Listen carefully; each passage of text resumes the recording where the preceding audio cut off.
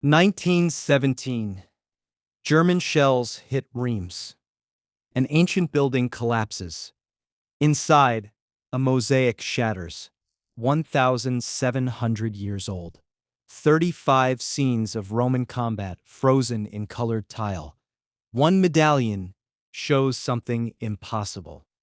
A woman, topless, fighting a leopard. Historians said it couldn't exist. The mosaic proved they lied. The mosaic was massive, 36 feet by 29 feet, discovered in 1860 by French archaeologist Jean-Charles Loriquet. He was excavating what used to be Duro Cortorum, a major Roman city in Gaul, one of the richest settlements in the empire. His workers uncovered the floor. Tile by tile, 35 circular medallions emerged. Each one depicted arena scenes, gladiators fighting, animals attacking, blood sports captured in mosaic. Loriquet documented everything, made careful drawings. Most medallions were standard. Secutor gladiators with their helmets, retiarius with nets and tridents, murmillo with rectangular shields, professional fighter types, easy to identify. Then he reached one medallion near the edge. He stopped, stared at it, made notes, drew it carefully. A figure stood in combat stance, bare-chested, holding a whip, facing a leopard mid-leap. The leopard snarled, claws extended, ready to kill. Behind the fighter, an audience watched. Spectators in the stands. The figure had breasts, prominent breasts, clearly visible in the tile work, multiple tiles dedicated to depicting them. This wasn't artistic error, this was intentional. Loriquet wrote in his notes, "Figure of ambiguous gender." He couldn't say what he saw, couldn't write woman fighter. That was impossible. Women didn't fight in Roman arenas. Every historian knew that. Every scholar agreed. Women watched from the stands. They didn't participate, didn't kill, didn't bleed for entertainment, so he labeled it ambiguous, filed his drawings, moved to the next medallion. The mosaic stayed in place. 57 more years. 1917. World War I turned northeastern France into a graveyard. Reims sat in the combat zone. German artillery pounded the city for months. Ancient buildings that survived 1,700 years didn't survive German guns. A shell hit the building with the mosaic. Direct hit, the structure collapsed, the mosaic shattered into thousands of pieces, tiles scattered, mixed with rubble, buried under debris. Most were destroyed, some were recovered after the war, put in storage, but the mosaic as a whole, gone. Too much damage, too many pieces missing, can't be reconstructed. Loriquet's drawings survived, filed in museum archives. Forgotten. For 109 years, no one looked at those drawings. No one questioned Loriquet's interpretation. No one asked the obvious question, what if that figure with the breasts wasn't ambiguous at all? What if it was exactly what it looked like? A woman, fighting, professional combat. No one asked, because asking meant challenging everything. Challenging 1,700 years of consensus, challenging every textbook, challenging senior scholars, challenging careers built on the certainty that female gladiators never existed, because that was the consensus. Absolute, total, unquestioned. Female gladiators didn't exist. Every Roman historian taught it. Every museum exhibit displayed it. Every documentary repeated it. Women in ancient Rome were wives, mothers, daughters. They managed households, raised children, watched the games from safe seats in the stands. They didn't participate, didn't train, didn't fight, didn't kill. The evidence was clear, or so they said. For 1,700 years, they said it. And everyone believed them. Roman writers mentioned female fighters a few times, scattered references across centuries, but historians dismissed every single mention as satire, exaggeration, jokes. Juvenal wrote, "What sense of shame can be found in a woman who wears a helmet?" He mocked wealthy women who trained with weapons. Obviously satire, the historian said, obviously not describing real events. Juvenal was a satirist. He exaggerated for effect, couldn't be trusted as historical source. Tacitus mentioned that Emperor Nero allowed women of senatorial rank to fight as gladiators. The Senate was horrified, passed a law banning it, but historians said theoretical ban, preventing something that might happen, not something that was happening.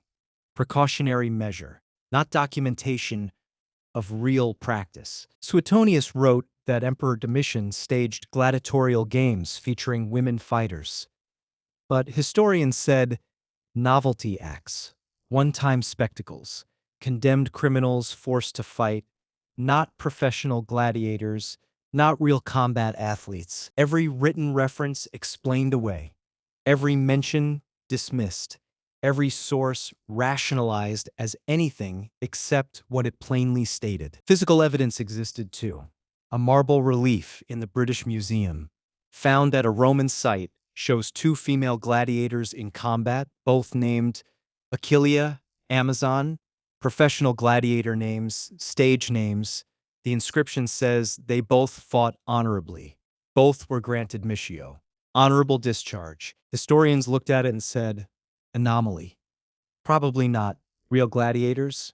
Maybe acrobats. Maybe theatrical performers dressed as gladiators. Certainly not actual combat. A Roman oil lamp showing two women in gladiator armor, fighting poses, weapons drawn, professional equipment.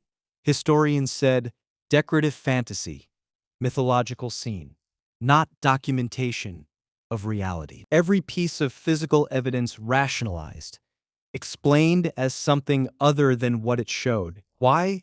Why deny what the evidence showed? Because senior academics built careers on this consensus, published books about it, taught it to students for decades, designed museum exhibits around it, won grants studying it, became authorities on it. Questioning female gladiators meant questioning them, their expertise, their scholarship, their life's work, their professional reputation. So they didn't question it, they protected it, defended it, attacked anyone who challenged it. The consensus became gospel, unquestionable, sacred. 2026. Alfonso Mañas is a sports historian at UC Berkeley. He specializes in ancient combat sports, gladiatorial games, athletic competitions, physical culture of the ancient world. He's searching through archives, looking for primary sources, original excavation reports, documentation from the early days of archaeology, before interpretation calcified, before consensus hardened. He finds Loriquet's file from 1860, the Reims Mosaic excavation. He opens it, sees the drawings, 35 medallions. He goes through them one by one. Then he reaches the drawing labeled Figure of Ambiguous Gender. He stops, studies it, looks at every detail. The breasts aren't ambiguous, they're clear, prominent, intentional, multiple tiles showing them. This is deliberate artistic choice, not error, not accident. The figure is topless, bare-chested, same as male beast hunters and other medallions, same uniform style, same artistic convention. This is professional fighter depiction. The whip is real equipment. Venatores used whips, beast hunters, long whips to control animals, to strike from distance, to direct the fight, to defend. This is professional tool, not prop, not decoration. The stance is combat posture. Weight distributed correctly. Defensive position. Ready to strike. Ready to move. This is trained fighter's stance. Years of practice visible in the posture. The leopard is attacking, mid-leap, snarling, claws out, muscles tensed. This is real danger. Life or death moment, not tame animal, not performance with trained pet. This is lethal combat. The audience in the background, spectators watching. This detail matters. This means public event, arena entertainment. not private execution, not punishment in a prison, not criminal sentence carried out in secret. This is a show, performance, entertainment for crowds. The woman is performing for them. The leopard attack is the spectacle. The combat is the entertainment. This is professional arena event. Mañez compares this medallion to the others. The style is identical, same tile quality, same artistic technique, same level of detail, same care in execution. This medallion is part of the series, not separate, not marked as different, not isolated as unusual. It's integrated right alongside male gladiators: Secutor, Retiarius, Myrmillo, Thracian, Hoplomachus, professional fighter types, and one Venatrix, female beast hunter. Same status, same presentation, same professional context. The mosaic treats her combat as equivalent to male gladiators. No visual distinction, no separation, no marking as anomaly. Just another arena professional, another fighter in the lineup. The other 34 medallions show accurate depictions. Historians verified them, each gladiator type correctly shown. Proper equipment, proper stance, proper technique. The mosaic is historically accurate, reliable documentation of arena practices. So why would one medallion be fantasy? Why would 34 be accurate and one be imagination? Why would the artist maintain perfect historical accuracy except for one scene? That makes no sense. The simplest explanation: all 35 are accurate, including the woman fighter. The mosaic documents what the artist saw, what audiences watched, what actually happened in Roman arenas. Mañez writes his analysis, submits it to the International Journal of the History of Sport. March 2026. The paper is peer-reviewed, accepted, published. Conclusion: this is visual documentation of a female gladiator, a Venatrix, professional female beast hunter, real combat, real danger, real entertainer in the Roman arena system. The paper drops like a bomb in the academic world, because if this mosaic shows a real female gladiator integrated into professional lineup, then everything historians said for 1,700 years was wrong. Not incomplete, not partially correct, wrong, fundamentally wrong. Female gladiators existed. They were real, they were professional, they were integrated into the system, and historians denied it despite mountains of evidence. Let's talk about the laws, because the laws destroy the consensus completely. AD 11. Emperor Augustus passes a law. It bans freeborn women under the age of 20 from fighting in the arena. Read that again. Bans freeborn women under 20 from arena combat. Not all women, not women in general, specifically freeborn women under 20. Why would you ban something that doesn't exist? Why would you write a law prohibiting something that never happens? You don't legislate against fantasy. You don't ban unicorns from the city. You don't prohibit dragons from the forum. You ban real things. Things that are happening, things that are common enough to be a problem, things that need regulation. Augustus banned young freeborn women from fighting, which means young freeborn women were fighting. And it was happening enough that the emperor noticed, enough that it required imperial intervention. AD 19. 8 years later, the problem still exists. The Senate passes another law. This one targets senators' daughters specifically. Elite women, upper-class families, bans them from fighting as gladiators. Senators' daughters, the highest social class in Rome. These families were supposed to be moral examples, pillars of society, standards of proper behavior, and their daughters were stripping down and fighting in arenas in front of crowds for entertainment, for money, for fame. It was a scandal, a public embarrassment. The Senate had to act, had to ban it specifically, had to make it illegal for their own daughters because it was happening. because elite women were choosing to fight, because the arena offered something their privileged lives didn't: fame, excitement, independence, power. AD 200. Emperor Septimius Severus issues a third ban.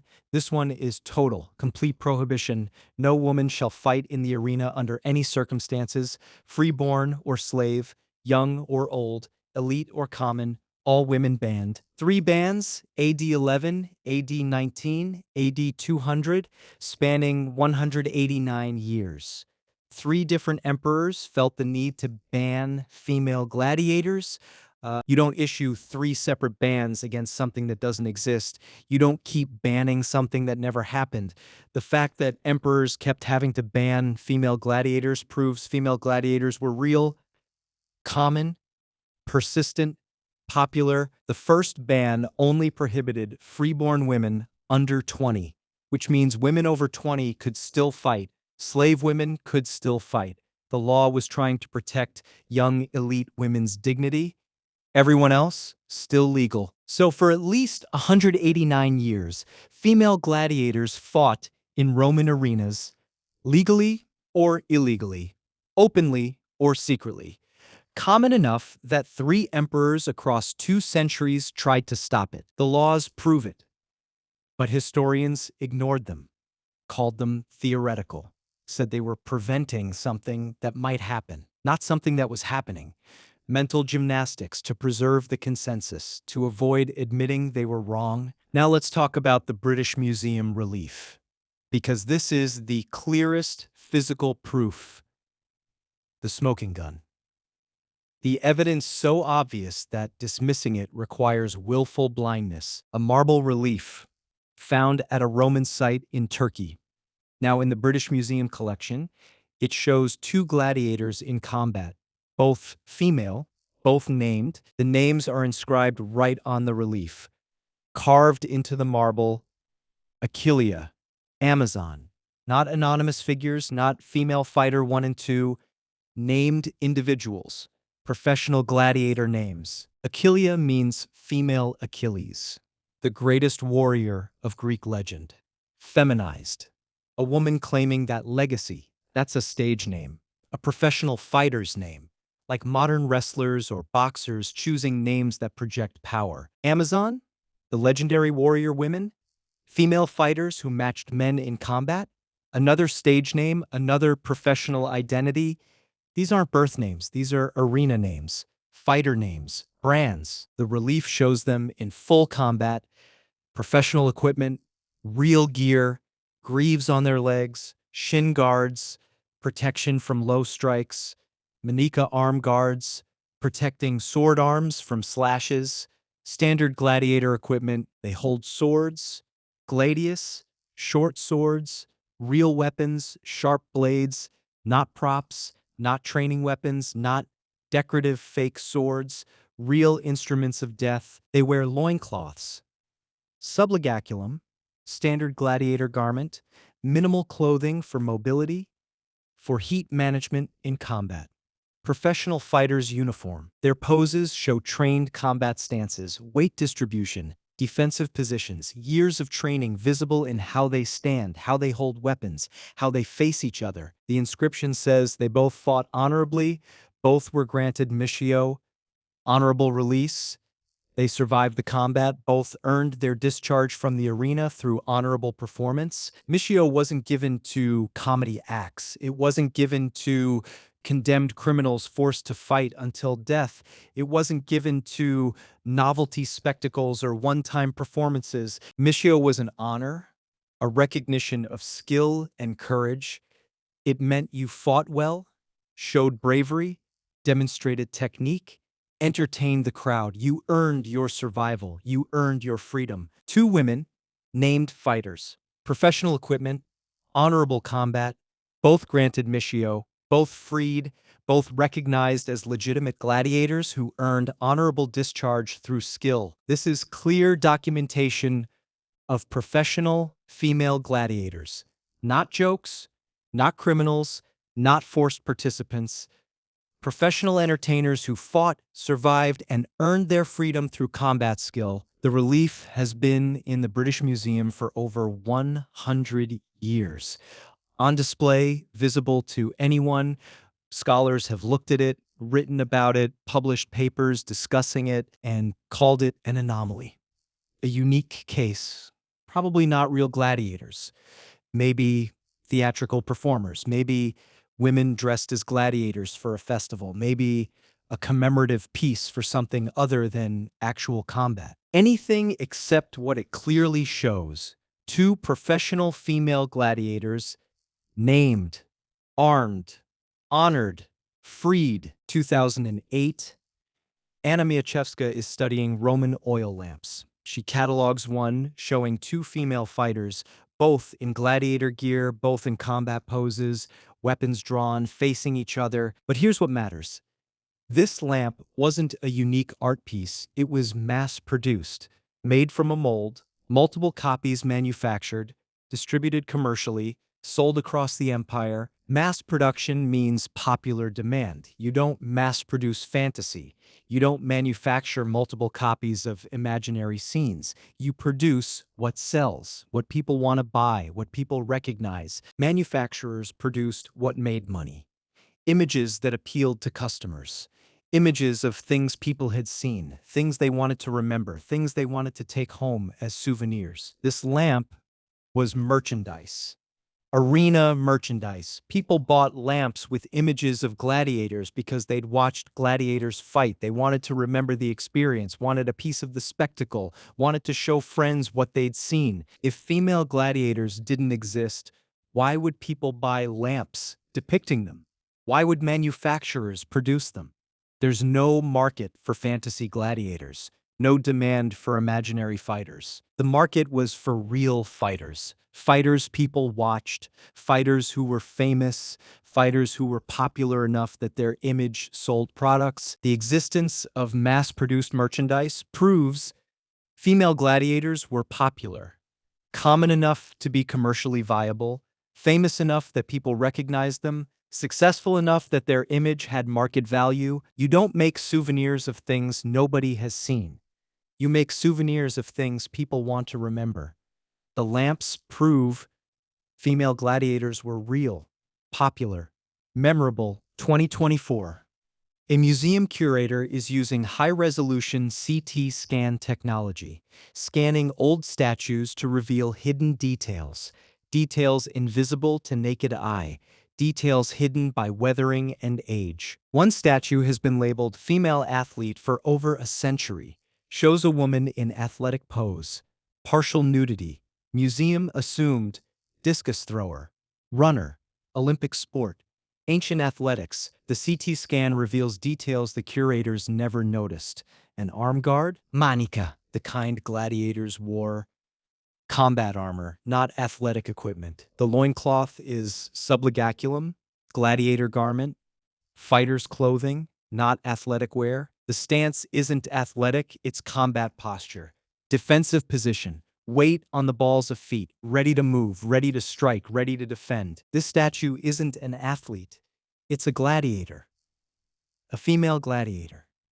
Mislabeled for over 100 years because scholars couldn't imagine what they were looking at. The evidence was always there, the armor was visible, the stance was clear, but no one looked closely. No one questioned the label. Because female gladiators didn't exist, so this statue couldn't be a female gladiator. Must be something else. Technology revealed what was always visible. This is gladiator armor. This is combat stance. This is a fighter. This is proof. All this evidence existed for over 100 years. Laws from ancient Rome, relief sculptures showing named fighters, mass-produced lamps, statues in combat gear, written references from multiple Roman authors, a mosaic showing a woman fighting a leopard, all of it visible, all of it documented, all of it available to scholars, and all of it dismissed, rationalized, explained away, ignored, not because of lack of evidence, Because of ideology, because of assumptions about gender, because of refusal to see what the evidence clearly showed. Let's talk about why. Why this evidence was erased. Why?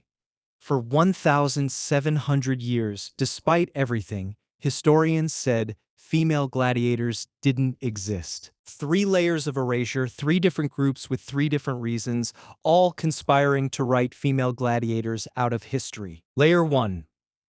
Roman moralists, elite Roman writers, upper-class men who wrote the texts that survived.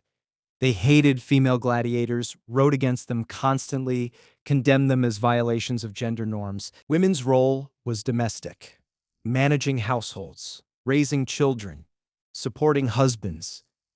Fighting was masculine. Violence was male. Combat was men's domain. Female gladiators represented social disorder, moral decay, the collapse of proper gender roles. These writers weren't describing what was, they were prescribing what should be. They were expressing their disgust, their opposition, their desire to see female gladiators banned and forgotten. Their writings survived, got preserved, got copied through centuries, got translated, got studied, and 1,700 years later, we read their texts as historical description, as factual accounts of Roman life. We took their moral outrage as documentation of reality. We thought they were saying female gladiators didn't exist. They were actually saying female gladiators shouldn't exist. Different claim, completely different, but 1,700 years later, we conflated them, turned their moral judgment into historical fact, used their disgust as proof of absence. Layer 2. Christian writers. After Rome fell, Christians controlled the historical narrative.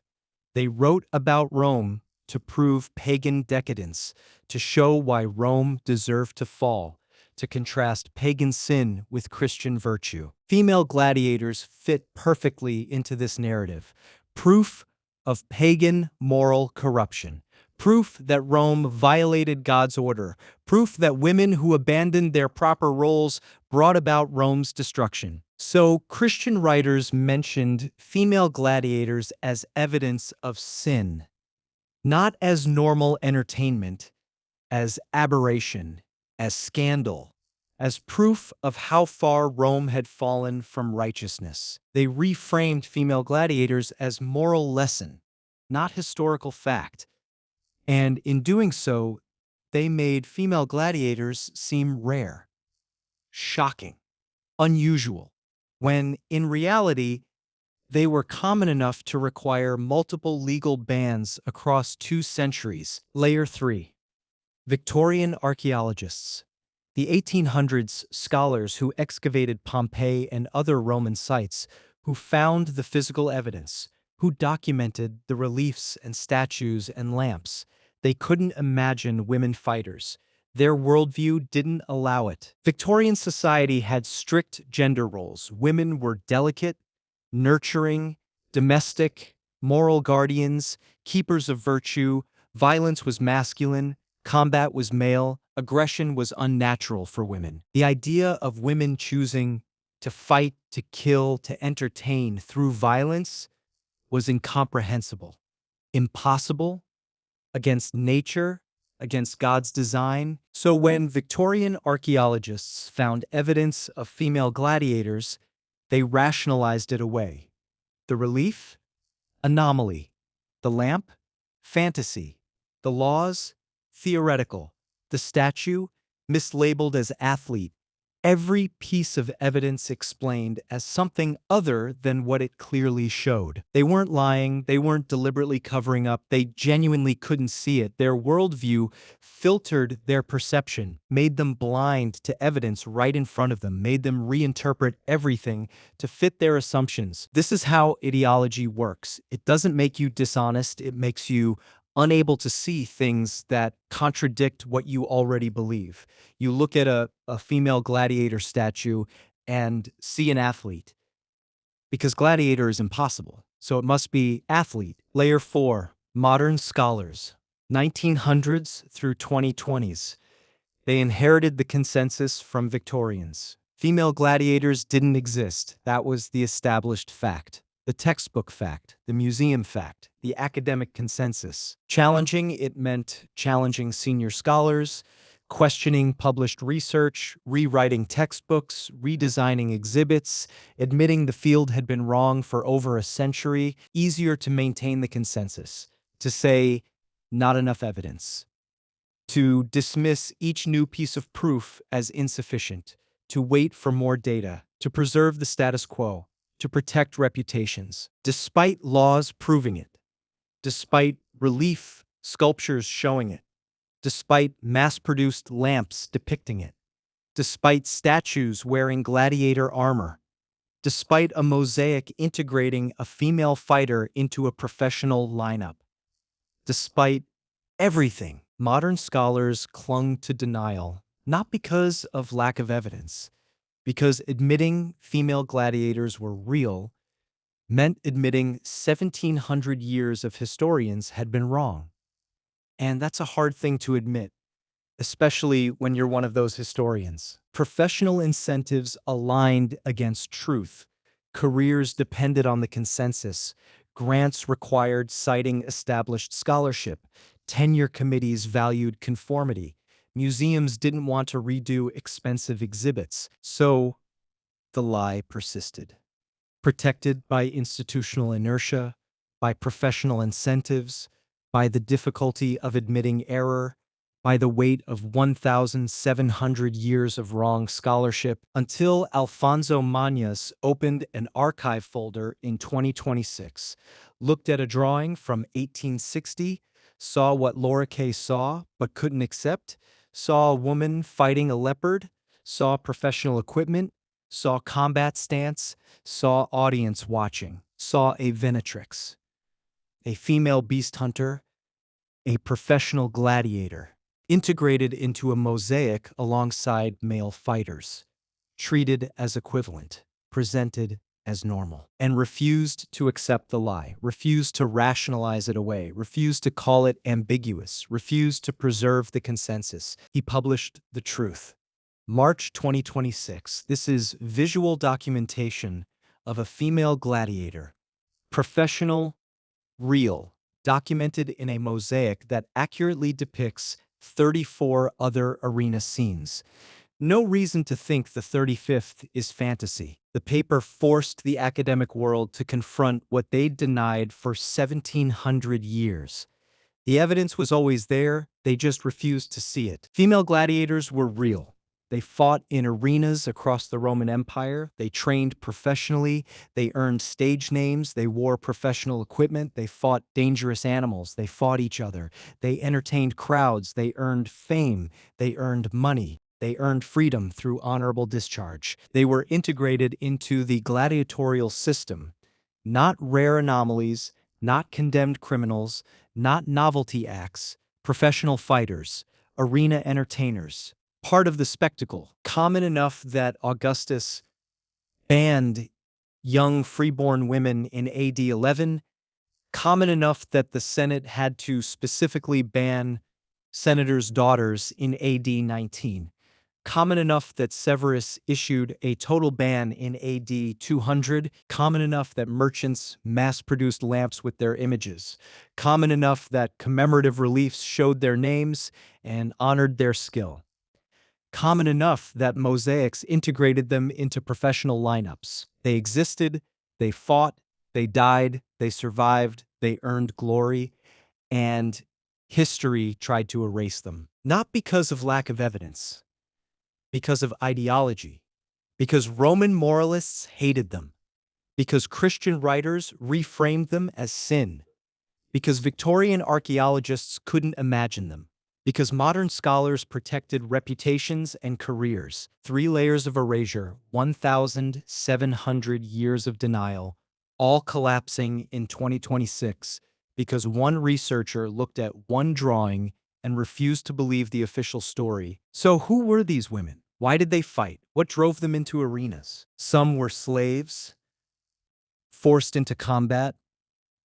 Owned by Lannistas, gladiator trainers, bought and sold like any other property, had no choice, fight or die, entertain or be punished. But some were free women, chose to fight, voluntarily entered training, signed contracts with Lannistas, became professional gladiators by choice. Why would a free woman choose arena combat?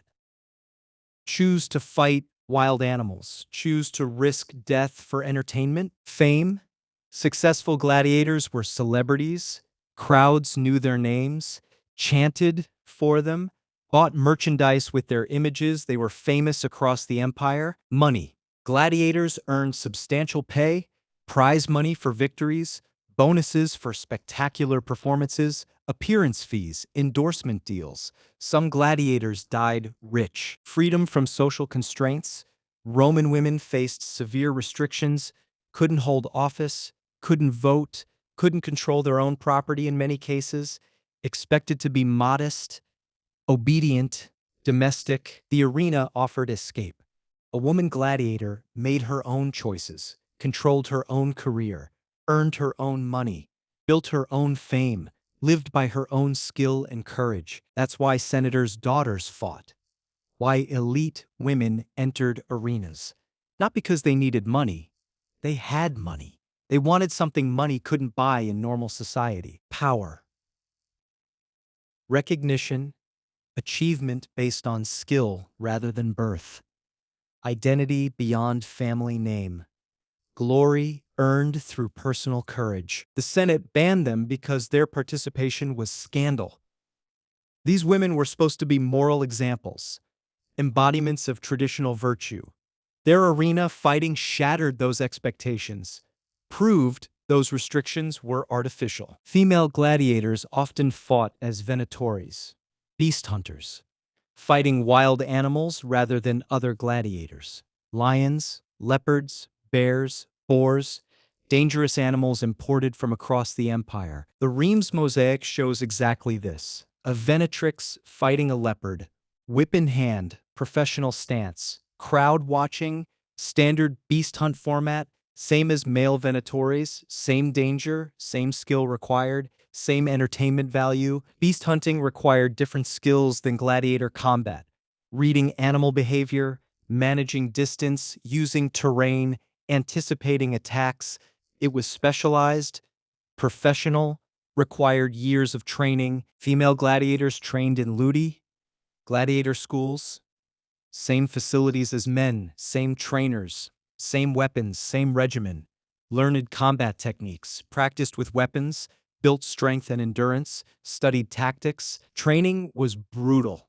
Physical conditioning, weapons drill, combat practice, diet control, medical treatment for injuries, professional athletic training designed to create combat-ready fighters. They weren't amateurs forced into arenas, they were trained professionals. Athletes, combat specialists, they knew their craft, practiced it daily, risked their lives using skills they'd spent years developing. In the arena, they performed for crowds, thousands of spectators, rich and poor, elite and common, all watching, all judging, all ready to cheer or condemn based on performance. The Venatrix would enter the arena. Minimal armor, whip, and perhaps a spear. The animal would be released. Leopard, lion, bear. The combat would begin. Distance management was crucial. Stay too far, you look cowardly. Get too close, you die. The whip allowed strikes from range, control of the animal's movement, direction of the attack, defense without direct contact. The crowd wanted spectacle, close calls, dramatic near misses, displays of courage. The Venatrix had to balance survival with entertainment. Kill too quickly, the crowd feels cheated. Take too long, they get bored. Show fear, they turn on you. If you performed well, you earned Missio. The crowd would signal, thumbs up, or hands waving cloths. The emperor or sponsor would grant release. You survived. You earned it through skill and courage. If you performed poorly, you died. The crowd signaled death, thumbs down, or silence. The animal killed you, or another gladiator finished you. Poor performance meant death. Achillia and Amazon both earned missio. Both survived their combat, both were granted honorable discharge, both proved their skill. Both earned their freedom through professional performance. That's what the British Museum Relief commemorates. Two professional gladiators who fought well enough to earn honorable release, skilled enough to survive, brave enough to earn the crowd's respect. These weren't criminals forced to fight. These weren't desperate slaves with no choice. Some were, but many were professional fighters, athletes, warriors, women who chose combat, who trained for years, who earned fame and money and freedom through their skill. They were erased, written out of history, dismissed as impossible, explained away as jokes or anomalies or fantasies. 1,700 years. But they were real. The laws prove it. The relief proves it. The lamps prove it. The statues prove it. The mosaic proves it. Everything proves it. Historians lied for 1,700 years. Not because of lack of evidence, because the evidence contradicted their assumptions about women, about gender, about what was possible, about what women could do. 1917. German artillery destroyed the mosaic, shattered it beyond reconstruction, most of the physical evidence lost forever. Only Laura Kay's careful drawing survived. Filed away. Forgotten. If Magnus hadn't found that archive in 2026, the evidence might have stayed forgotten forever. The drawing might have remained filed under ambiguous figure. The denial might have continued. But he found it, looked at it, saw the truth, published it, and 1,700 years of lies came crashing down. The mosaic's destruction represents all the evidence that was lost. How many other depictions of female gladiators were destroyed over centuries? How many reliefs broken? How many inscriptions lost? How many statues mislabeled or reinterpreted? How much evidence disappeared because people couldn't see what they were looking at, couldn't imagine what the evidence showed, dismissed it as impossible? We'll never know, but we know this. The evidence that survived is enough. Enough to prove female gladiators were real, enough to prove historians were wrong, enough to rewrite 1,700 years of false history. Achillia, Amazon, those names survived, carved in marble, preserved by chance. How many other names are lost? How many other female gladiators fought and died and were forgotten? The Reims Venatrix has no name. The mosaic doesn't identify her. She's anonymous. We know she fought. We know she faced a leopard. We know crowds watched her, but we don't know her name. Don't know her story. Don't know if she survived. Hundreds of female gladiators probably fought across the empire over 189 years, from AD 11 to AD 200, across dozens of cities, in hundreds of arenas. Most are completely lost to history. No names, no records, no commemoration. They lived, they fought, they entertained, they died or survived, and history forgot them, deliberately erased them, denied they existed. This isn't just about gladiators. This is about how history works, how evidence gets interpreted, how ideology shapes what we see, how assumptions filter perception. For 1,700 years, historians looked at clear evidence and didn't see it. Laws, reliefs, lamps, statues, mosaics, all proving female gladiators existed, all dismissed, all explained away, because the evidence contradicted the consensus.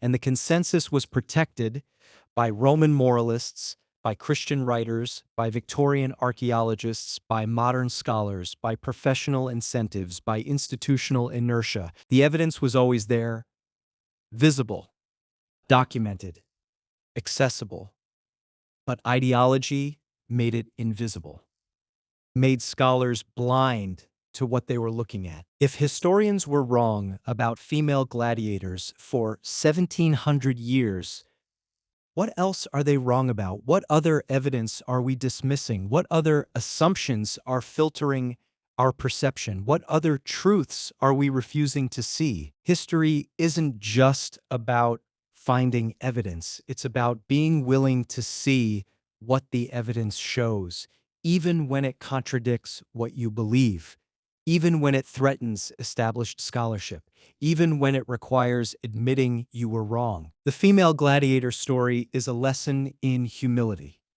in questioning consensus, in looking at evidence with fresh eyes, in being willing to challenge authority, in admitting that 1,500 years of scholars can be wrong. Alfonso Mañas didn't discover new evidence. He looked at evidence from 1860, evidence that existed for 166 years, evidence that was filed, forgotten, dismissed as ambiguous. He just looked at it honestly, saw what it showed, refused to rationalize it away, refused to preserve the consensus, had the courage to say, this shows a female gladiator, the mosaic proves it.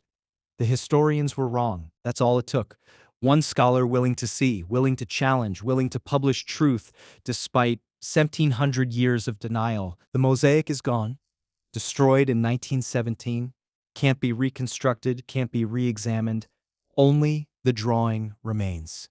One careful sketch from 1860. That's all that survived. But that drawing was enough. Enough to prove the truth.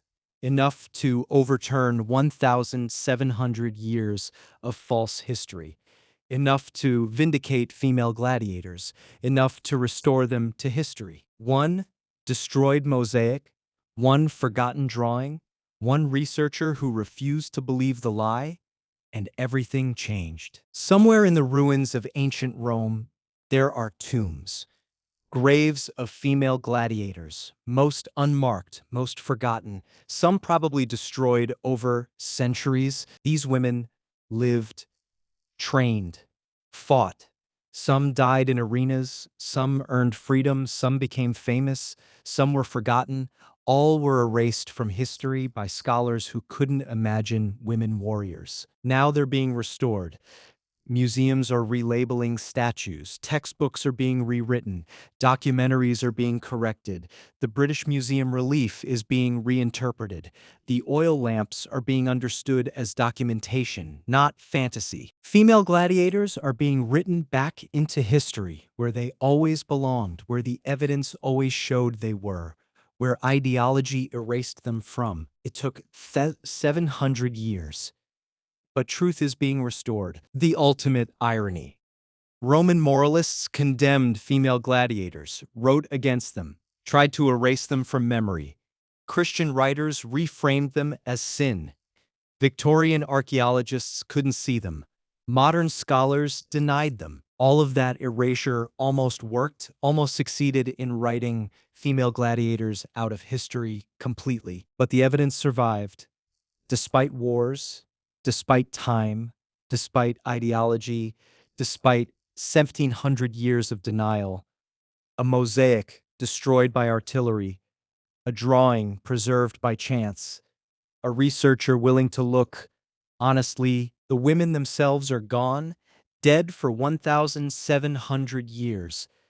But their existence is proven, their courage is documented, their place in history is restored. They proved that women could fight, could kill, could survive arena combat, could earn fame and money and freedom through violence and skill and courage. They proved that gender roles aren't natural laws, they're social constructs, artificial restrictions, things that can be challenged, broken, transcended. They proved that history is written by those in power, and those in power write women out, erase their achievements, deny their existence, unless evidence survives that can't be ignored. One honest look at one drawing changed 1,700 years of false history.